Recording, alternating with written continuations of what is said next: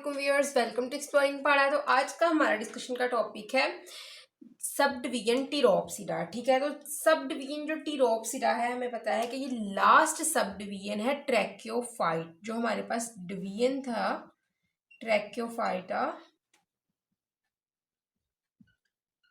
ठीक है, यानी कि वेस्कुलर प्लांट की जो डिवीजन थी उसकी लास्ट वाली सब डिवीजन थी हमारे पास टीरोप्सिडा। ठीक है, तो टीरोप्सिडा जो है ये लास्ट सब डिवीजन है ट्रैक्योफाइट। ठीक है, तो अगर हम इसकी डिटेल में जाएं टीरोप्सिडा की, तो इसकी मेनली 3 क्लासेस हैं। मेनली ये डिवाइड होती है 3 क्लासेस में। ठीक है, कौन कौन सी है? एक है हमारे पास फिलीसिनी। इस लेक्चर में हम फिलीसिनी जो क्लास है इसको बहुत डिटेल से देखेंगे और इसकी लाइफ साइकिल को भी देखेंगे। ठीक है ना। उसके बाद है जिम्नोस्पर्मा और एंजियोस्पर्मा। क्लियर?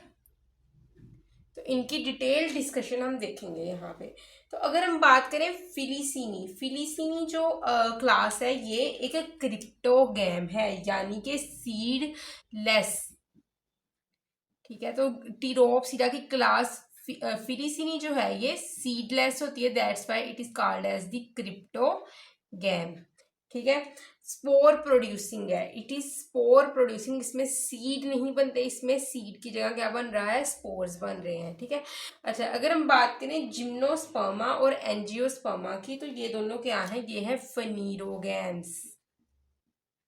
फनीरोगैम्स उन प्लांट्स को कहते हैं जो सीड प्रोड्यूस करते हैं। Seed producing plants are called as the phanerogams. तो अगर हम बात करें जिम्नोस्पर्मा की, तो जिम्नोस्पर्मा होते हैं नेक्ड सीडेड, ऐसे प्लांट जिनके सीड कवर्ड नहीं होते इंटेग्यूमेंट से, बाहर वाली जो मेम्ब्रेन से सीड कवर नहीं होता, जस्ट एक्सपोज्ड सीड होता है एनवायरनमेंट को, नेक्ड सीड होता है, उसको हम कहते हैं कि हमारे पास कौन से? जिम्नोस्पर्म। तो नेक्ड सीड होने की वजह से इनके अंदर ना तो फ्रूट बनता है और ना ही फ्लावर बनता है। ठीक है, अगर हम बात करें एंजियोस्पर्म्स की, तो एंजियोस्पर्म्स के अंदर सीड कवर होता है, that's why called as the covered seeded. ठीक है, कवर्ड सीडेड इनको हम कहते हैं, और इनके पास फ्लावर और फ्रूट दोनों होता है, possess flower as well as fruit. Flower और फ्रूट इनके अंदर दोनों ही मौजूद होंगे। ठीक है, तो यहाँ पे हमने थोड़ा सा जो है वो इंट्रोडक्शन देखा है टीरोप्सिडा का। ठीक है ना। तो अगर आपकी बुक की बात करें, एफएससी पार्ट 1 में क्लास फिलीसिनी की बहुत जो है डिटेल डिस्कशन पूछी गई है।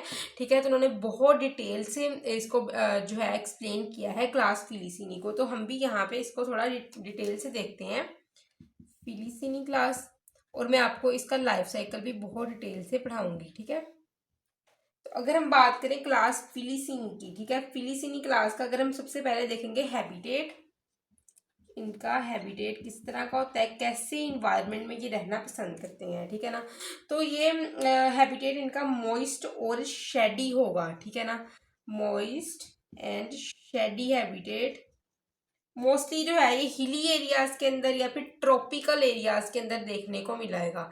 ठीक है, मॉइस्ट शेडी कैसे areas? Hilly areas as well as tropical areas, यहाँ पे ये देखने को मिलते हैं इसके मेंबर। ठीक है, तो वजह क्या है कि इनको, इनके जो इंथीरोजॉइड होते हैं, इनको मोटिलिटी के लिए ज़रूरत होती है वाटर की। ठीक है, that's why moist environment is essential because their antherozoids need water for their motility. ठीक है, मूव करने के लिए, लोकोमोशन के लिए इनके इंथीरोजॉइड को ज़्यादा से ज़्यादा पानी की ज़रूरत होती है। ठीक है, और मोस्टली ये ग्रो करते हैं as epiphyte, they grow as epiphytes.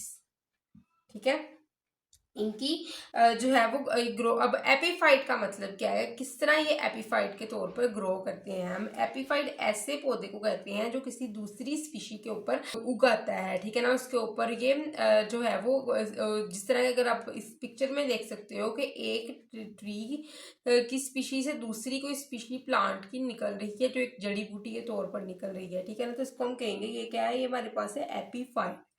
इसको हम एपीफाइट का नाम देते हैं, ठीक है ना।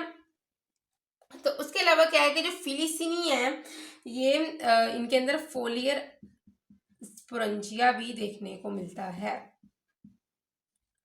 अब फोलियर स्पोरेंजिया का क्या मतलब है? ऐसे स्पोरेंजिया जो लीफ की बैक साइड पे प्रोड्यूस होते हैं उसको हम कहते हैं foliar sporangia. Sporangia produced on back side of leaf is called as the foliar sporangia. तो जो ये स्पोरेंजिया होते हैं ये एज ए सोराई यानी कि एग्रीगेशन में होंगे तो इसको हम सोराई का नाम देंगे, ठीक है। उसके अलावा साइनेंजियम की कंडीशन में हो सकते हैं। ग्रुप ऑफ 3 को हम साइनेंजियम का नाम देते हैं, या फिर स्पोरोकार्प की कंडीशन में होते हैं, ठीक है ना, फ्रूटिंग बॉडी की अंदर प्रोड्यूस होंगे, ठीक है। तो इसको ऐसे स्पोरेंजिया को क्या कहते हैं, जो बैक साइड पे इन फॉर्म्स में होगा उसको हम फोलियर ऑफ स्पोरेंजिया का नाम दे देते हैं, ठीक है ना।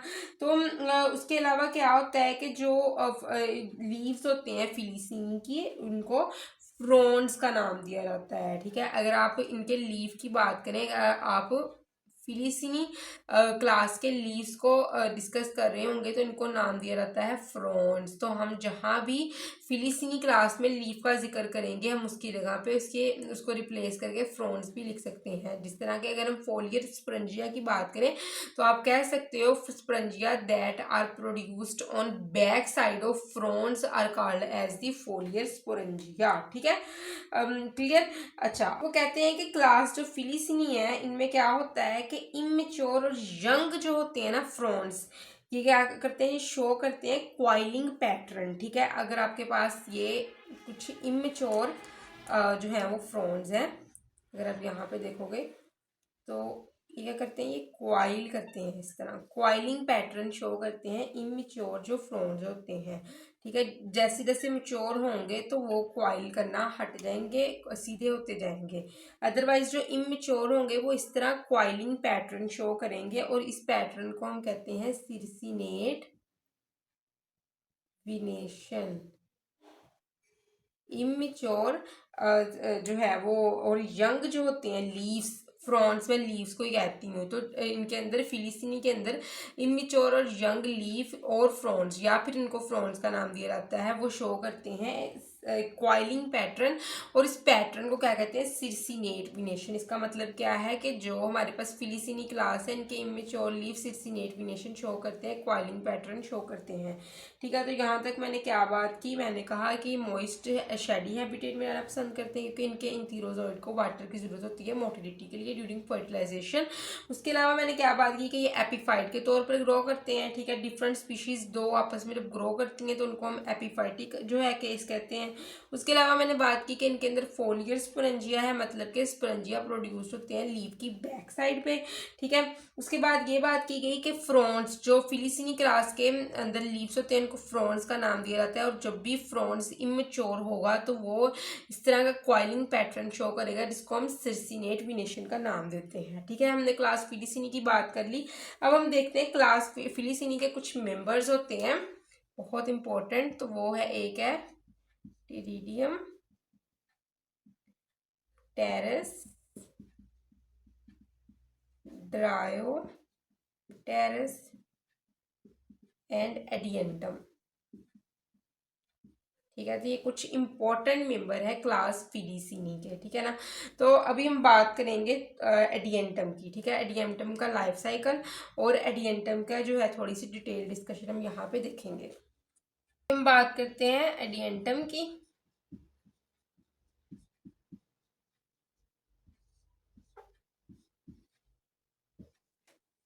तो अगर हम एडियंटम की बात करें तो एडियंटम के अंदर जो बॉडी है ये डिफ्रेंशिएट करती है रूट, स्टेम और लीव्स में। Body is differentiated into root, stem and leaves, ठीक है। इसके अंदर डिफ्रेंशिएट करती है, ठीक है।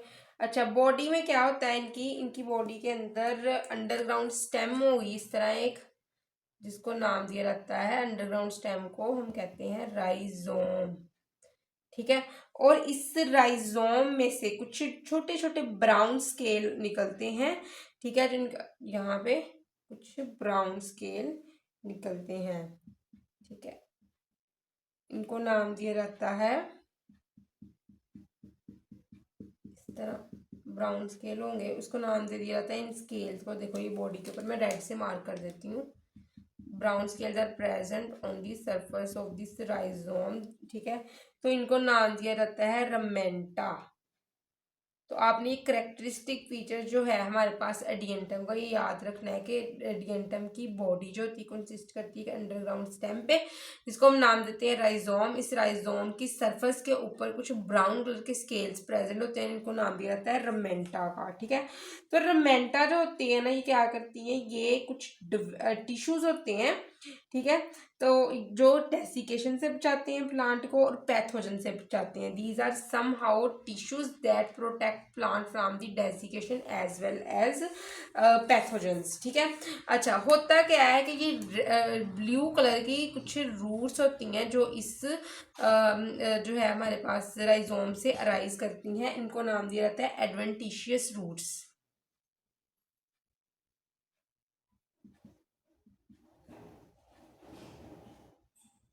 ठीक है।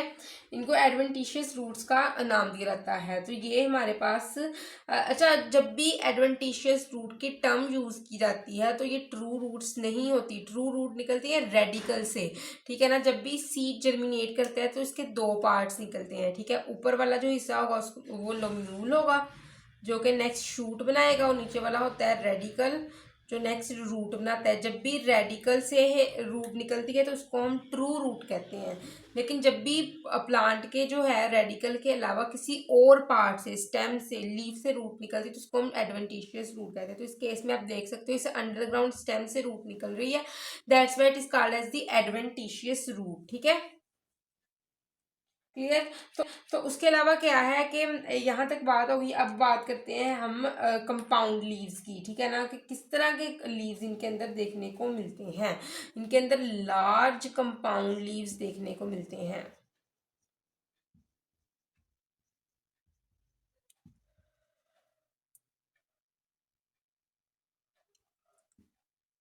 ठीक है। इनके अंदर लार्ज कंपाउंड लीव्स देखने को मिलते हैं। और जो ये कंपाउंड लीव्स, अच्छा कंपाउंड लीव की टर्म की अगर हम बात करें तो दो कंडीशन होती है। एक कंडीशन में इस तरह का सिंपल लीफ होगा, एक कंडीशन में क्या होगा कि जो ये लीफ का लेमिना है ना, ये इस तरह डिवाइड कर जाता है अंदर को, ठीक है, ऐसे ऐसे ऐसे, ठीक है, ऐसे, ठीक है। ये लेमिना ही डिवाइड किया था और ये छोटे छोटे लीफलेट्स आ जाते हैं आपके पास, आप देख सकते हो ये लीफलेट्स आ रहे हैं। इस तरह लग रहा है जिस तरह ये डिफरेंट लीव्स हैं, लेकिन नहीं, वो लेमिना ही डिवाइड करके इनको बनाता है। तो इस केस को क्या कहते हैं, कंपाउंड लीव्स, ठीक है, कंपाउंड लीफ का केस कहते हैं। तो कभी कभार क्या होता है कि इस तरह के कंपाउंड लीफ प्रोड्यूस होते हैं, ठीक है। इस तरह के लीव्स होते हैं, छोटे छोटे लीफलेट्स, इसको हम नाम देते हैं। तो वो कहता है कि एडियंटम के केस में क्या होता है कि जब ये लीफलेट्स जो होते हैं कंपाउंड लीफ के, वो यंग होते हैं तो ये क्या करते हैं, ये क्वाइल्ड हो जाते हैं, देखो इस तरह, इस तरह ये क्वाइलिंग शो करते हैं,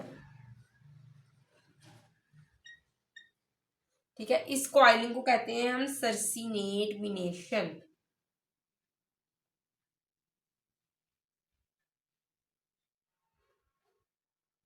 ठीक है। क्वाइलिंग पैटर्न को कि वो क्वाइल हो के एक स्पाइरल शेप बना देते हैं, इस केस को हम नाम दे देते हैं सर्सिनेट विनेशन का, ठीक है। यहाँ तक बात हो गई है, क्लियर। क्लियर। अच्छा, उसके बाद क्या होता है कि हमने लीव्स की भी बात कर ली है, अब हम बात करते हैं इसकी कुछ स्टाक की, ठीक है ना। तो होता क्या है कि अगर हम लीव को यहाँ पे देखें तो पता है कि कंपाउंड लीफ इस तरह का देखने को मिलता है आपको,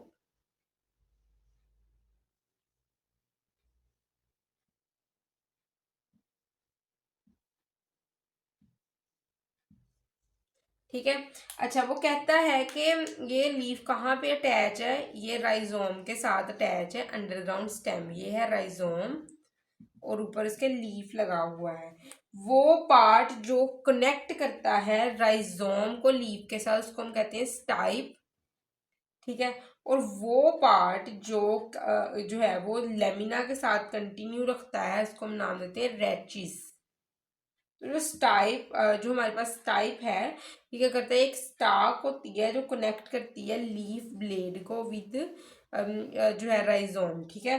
अच्छा, ताकि जो है ये इन लीव्स खुराक तैयार करी जाए सनलाइट की मौजूदगी में और इनके अंदर मटेरियल का ट्रांसफर जारी रहे, ठीक है। जो रेचीज है, रेचीज वो स्टाक होती है, देखो जैसे नॉर्मल लीव का केस होता है ना, उसके अंदर ये जो सिंगल दरमियान वाली मिड रिब है, इसको किसका नाम देते हैं, इसको हम मिड रिब कहते हैं, ठीक है।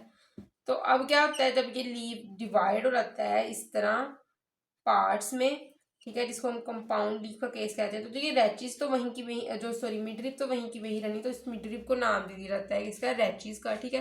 जो सेंटर वाली लाइन है, ठीक है, तो जो क्या करती है, जो सपोर्ट करती है इन डेलिकेट लीफलेट्स को, जो ये इतने नरम नरम लीफलेट्स हैं, छोटे छोटे हैं, इनको ये सपोर्ट करती है, ये वाली रैचिस सपोर्ट करती है इनको, ठीक है। तो उसके बाद क्या है कि यहाँ पे लीफ की बैक साइड पे देखो, ये लीफ है, ये इसकी बैक साइड है, इसके ऊपर ना कुछ कलेक्शन होते हैं स्पोरेंजिया के इस तरह झुंड पाए जाते हैं, जिसको हम नाम देते हैं सोराई, ठीक है। Sori is present at the back side of these leaves, ठीक है। तो ये सोराई जो होती है ना, इसके ऊपर लीफ जो है वो जो फोल्ड हो गए ना, इसने कवर किया होता है इन सोराई को, इस प्रोसेस को, जिसमें लीफ खुद फोल्ड हो गई, कोई मेम्ब्रेन नहीं फोल्ड होती, ठीक है, लीफ खुद फोल्ड होके कवर करता है सोराई को, उसको हम कहते हैं कि ये क्या बना रहा है, फॉल्स इंड्यूसियम, ठीक है। फॉल्स इंड्यूसिंग का केस है, जिसमें जो सोराई होती है, कलेक्शन ऑफ स्पोरेंजिया होती है, इसको लीफ खुद कवर कर रहा होता है, कोई मेम्ब्रेन नहीं कवर कर रही होती है, ठीक है, क्लियर। अगर ये यहाँ पे इस केस में सोराई को कोई मेम्ब्रेन, एक पर्टिकुलर मेम्ब्रेन कवर कर रही हो, तो वो ट्रू इंड्यूसियम का केस होता है, लेकिन यहाँ पे लीफ खुद कवर कर रहा है, तो ये एक फॉल्स इंड्यूसियम का केस है, ठीक है। अब हम बात करते हैं लाइफ साइकिल की, एडियंटम का लाइफ साइकिल किस तरह का है। तो अभी हम बात करते हैं एडियंटम के लाइफ साइकिल की, ठीक है ना। तो इसकी डिटेल डिस्कशन हम यहाँ पे देखते हैं। तो सबसे पहले क्या होता है, हमें पता है कि जो टीरोप्सिडा है, ये इसके मेंबर्स जो हैं वो अल्टरनेशन ऑफ जनरेशन शो करते हैं। इसका मतलब क्या है कि ऐसी जनरेशन जिसमें sporophyte as well as gametophyte, ये है gametophyte which is gamete producing generation, gamete is egg and the sperm, ठीक है, और ये है sporophyte which is spore producing generation. तो आप यहाँ पे देख सकते हो, यहाँ पे स्पोर बन रहे हैं और ये गेमीटोफाइट है, यहाँ पे गैमेट्स बन रहे हैं। और ऐसा प्रोसेस जिसमें sporophyte as well as gametophyte generation दोनों ही रेगुलरली अल्टरनेट करती रहती हैं, ऐसी जनरेशन को, ऐसे प्रोसेस को अल्टरनेशन ऑफ जनरेशन कहते हैं। Alternation of generation is the process in which the sporophyte and the gametophyte generation regularly alternate, ठीक है। ऐसा प्रोसेस जिसमें स्पोरोफाइट और गेमीटोफाइट जनरेशन रेगुलरली अल्टरनेट करते हैं, उसको हम, इस प्रोसेस को हम अल्टरनेशन ऑफ जनरेशन कहते हैं। तो हमारे पास यहाँ पे है ये गेमीटोफाइट है, ठीक है, मतलब गैमेट प्रोड्यूसिंग जनरेशन। तो गेमीटोफाइट जो है ये वन सेल्ड थिक है, राइजोइड से मिलके बना होता है, ठीक है ना। यहाँ से स्टार्ट करते हैं। तो गेमीटोफाइट के ऊपर जो है राइजाइड्स जो इससे निकलते हैं वो एक सेल्ड थिक होते हैं, ठीक है ना। वो कुछ केसेस में बाई सेल्ड भी होते हैं, कुछ केसेस में मल्टी सेलुलर थिक भी होते हैं, लेकिन अगर हम बात करें एडियंटम के केस में, इसमें वन सेल्ड थिक राइजॉइड्स पाए जाते हैं। इसमें होता क्या है कि यहाँ पे ना एक नॉच पाई जाती है और इस नॉच के अंदर की तरफ जो है गड़ा सा पाया जाता है। इसके गेमीटोफाइट में इस गड़े के साथ क्या प्रेजेंट होता है, आर्चिगोनियम, ठीक है। तो ये जो एडियंटम का गेमीटोफाइट, एक बड़ी इंपॉर्टेंट बात यहाँ पे मैं आपको बताने लगी हूँ जो आपने याद रखनी है कि इसके गेमीटोफाइट जो होता है वो मोनीशियस होता है। It's gametophyte is monoecious. Monoecious case वो होता है जिसमें आर्चिगोनिया और इंथरीडिया एक ही गेमीटोफाइट पे प्रोड्यूस होता है। हम कह सकते हैं बाइसेक्सुअल केस, ठीक है, वो मेल और फीमेल एक ही होगा, एक ही गेमीटोफाइट के ऊपर प्रेजेंट होगा, एक ही थैलस के ऊपर प्रेजेंट होगा। तो होता क्या है, इसमें गेमीटोफाइट के ऊपर एक नॉच प्रेजेंट होती है, इस नॉच के साथ आर्चिगोनिया होता है और आर्चिगोनिया के साथ ही एंथरीडिया होता है, ठीक है ना। तो मोनीशियस गेमीटोफाइट होता है इसका। तो आर्चिगोनिया और ये है एंथेरिडिया, ठीक है। तो आर्चिगोनिया जो है इसको प्रोटेक्ट करने के लिए ना कुछ सेल्स होते हैं, ठीक है ना, जो तो ये हमारे पास क्या है, नेक सेल है और ये है वेंटर सेल। तो होता क्या है कि ऊपर जो ये वेंटर सेल है, जो ये सारा प्रोसेस, जो ये हमारे पास सेल्स हैं, ये सारे स्टीराइल सेल हैं जिसने एग को प्रोटेक्ट करना होता है। यहाँ पे इंथेरिडिया के स्टीराइल सेल हैं जिसने स्पर्म को प्रोटेक्ट करना होता है। तो होता क्या है कि यहाँ पे जो नेक सेल है इसने रप्चर करके पानी के साथ मिल जाना होता है और मिलके यहाँ पे सक्रोज की एक कोई सिक्रिएशन रिलीज करनी होती है, ठीक है, जिसको डिटेक्ट करना है इस स्पर्म ने, और इसने यहाँ से आके स्विम करके इंटर हो जाना होता है इस नेक कनाल के अंदर और इधर से आगे वेंटर के अंदर आ जाना होता है, ठीक है। वेंटर कनाल से वेंटर के अंदर आ जाना होता है, वेंटर में आके इसने एग को कर देना होता है फर्टिलाइज, ठीक है। तो पता चला कि पानी की क्यों जरूरत होती है, क्योंकि इसने स्विम करके आना होता है जो हमारे पास एंथीरोजोइड या फिर स्पर्म जिसको आप कहते हैं, ठीक है, अपने फ्लैजिला की हेल्प से। और यहाँ पे जो नेक कनाल सेल है इन्होंने क्या करना था, इन्होंने रप्चर करके पानी के साथ एक बल्बुलस सी सक्रोज वाली सिक्रिएशन रिलीज करनी है जिसको इस स्पर्म ने डिटेक्ट करके यहाँ पे एग तक मूव कर जाना है और एग के अंदर आके यहाँ पे स्पर्म ने एग के साथ मिलना है और मिलके क्या बना देना है, जाइगोट, ठीक है, डिप्लॉइड जाइगोट यहाँ पे बन जाना है, ठीक है। तो हमारे पास जाइगोट भी आ गया जो कि डिप्लॉइड था। जाइगोट ने फिर करनी है माइटोसिस, ठीक है। पहले क्या हुआ था, यहाँ पे हुई है फर्टिलाइजेशन, एग प्लस स्पर्म दोनों मिले हैं, इन्होंने क्या बना दिया है, जाइगोट, ठीक है। जाइगोट में फिर हुई है माइटोसिस, ठीक है, डिप्लॉइड जाइगोट आ गया था यहाँ पे। ये क्या केस है, डिप्लॉइड जाइगोट, डिप्लॉइड जाइगोट में हुई है माइटोसिस और क्या बन गया है, एम्ब्रियो, जो कि डिप्लॉइड ही था, ठीक है। अब इस डिप्लॉइड एम्ब्रियो में दोबारा होगी माइटोसिस। अगर मियोसिस होती तो हप्लॉइड केस आ जाता, लेकिन यहाँ पे बार बार क्या हो रही है, माइटोसिस हो रही है, तो दोबारा इस एम्ब्रियो में माइटोसिस होगी तो क्या बनेगा, स्पोरोफाइट बनेगा। तो आप यहाँ पे देख सकते हो कि ये स्पोरोफाइट है, ये गमीटोफाइट के उसी नोट से निकला है जहाँ पे आर्चिगोनियम प्रेजेंट थी, क्योंकि फर्टिलाइजेशन जब हुई है, ठीक है, एग की, तो क्या हुआ था कि यहाँ पे ही एंथीरोजॉइड ने आके इसको फर्टिलाइज किया था विदिन गमीटोफाइट, ठीक है। इसीलिए फिर उसी वहीं पे हुई है, जाइगोट बना है, वहीं से एम्ब्रियो बनाया है और वहीं से जो है वो स्पोरोफाइट निकल रहा है। यहाँ पे हमारे पास आ गया डिप्लॉइड स्पोरोफाइट, ठीक है। तो एक इसकी मेन जो है ये स्ट्रक्चर आ गया स्पोरोफाइट का। तो हम यहाँ पे देखते हैं किस तरह का होता है। एक तो इसके पास भी राइजोइड्स होते हैं इस तरह के, ठीक है, ये स्पोरोफाइट के पास, ठीक है। ये हमारे पास डिप्लॉइड स्पोरोफाइट, इसके पास एक प्रॉपर राइजोइड होते हैं, क्या होते हैं इसके पास, लीव्स। जो लीव्स होंगे ना इसके हमारे पास एडियंटम के, हमें पता है उसको हम फ्रॉन्स कहते हैं, ठीक है। दैट्स वाई मैंने यहाँ पे फ्रॉन्स लिखा, यहाँ पे एक प्रॉपर फ्रॉन्स हमारे पास नजर आ रहे हैं। अब होता क्या है कि जो ये फ्रॉन्स होते हैं ना ये डाइकोटोमसली ब्रांच होते हैं। देखो मैं एक बड़ा सा फ्रॉन यहाँ पे अगर मैं बनाऊंगी तो किस तरह होता है, ऐसे एक ब्रांच दो में डिवाइड करेगी, और ऐसा ब्रांचिंग पैटर्न जिसमें एक ब्रांच दो में डिवाइड करती है उसको हम डाइकोटोमस ब्रांचिंग कहते हैं।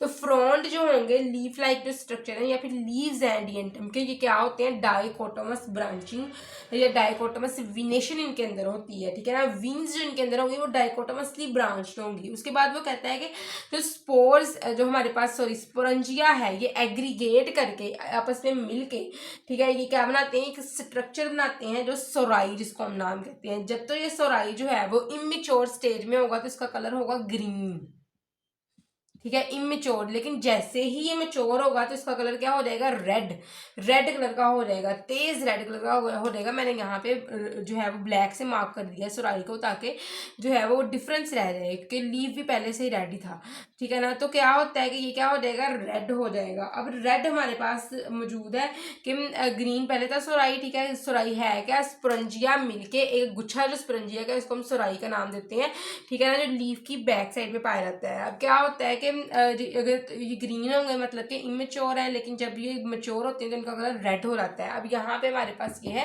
एक जो हम कहते हैं स्पंजिया है, ठीक है ना। तो अब होता क्या है कि इसकी आगे वाली जो लेयर है उसको हम कहते हैं स्टोमियम, माउथ की तरफ जो थोड़ी सी खुली होती है, और पीछे वाली लेयर को हम कहते हैं एनुलर। एनुलर क्या करता है, जो एनुलर है हमारे पास, एनुलस मैंने लिख दिया, एनुलर।